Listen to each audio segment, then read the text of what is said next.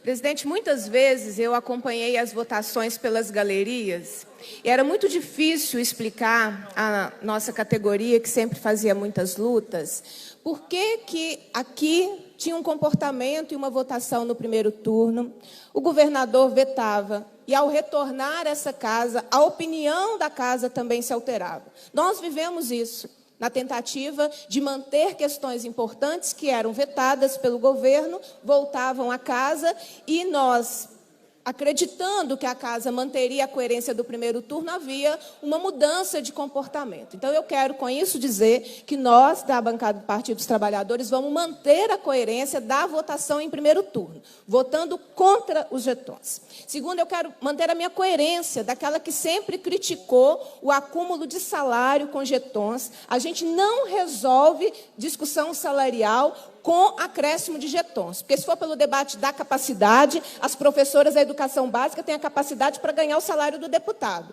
ou ganhar o salário da secretária de Estado da Educação. Então, o debate não pode se dar em torno da competência de um secretário versus o outro, porque eu acho que não é o melhor caminho. E eu venho aqui fazer o debate sobre jetons, porque o governador Zema, ele está em dívida com o funcionalismo.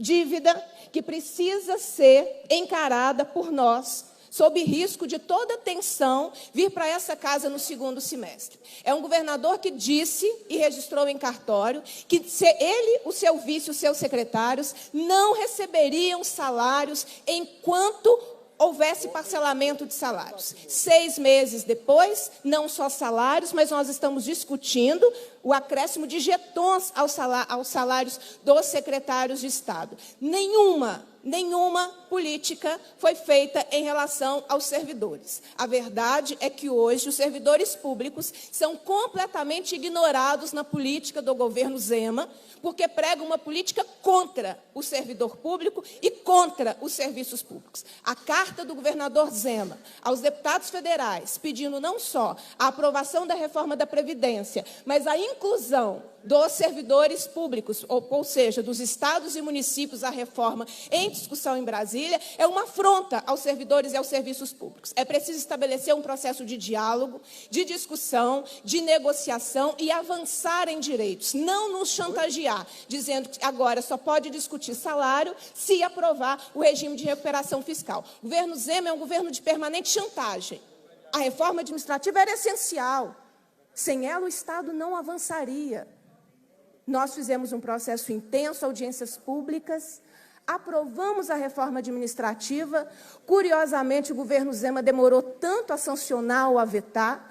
Eu acreditava, pelo processo robusto, pela dedicação de todos nós, com diferentes posições à reforma, teria ficado uma reforma à altura do que o governador pedia, inclusive de diminuição de despesas. Não, vieram vários vetos que, novamente, a casa volta a debater. Acho incoerência nisso também. Aquela reforma que era essencial não é mais, porque ela não geraria os mais 2 milhões de economia, não era verdade, nunca foi verdade, e agora vai vir uma nova chantagem no segundo semestre, que sem o regime de recuperação fiscal, não tem salário em dia, não tem possibilidade de acontecer absolutamente nada. E um governo frágil no debate da Lei Candir.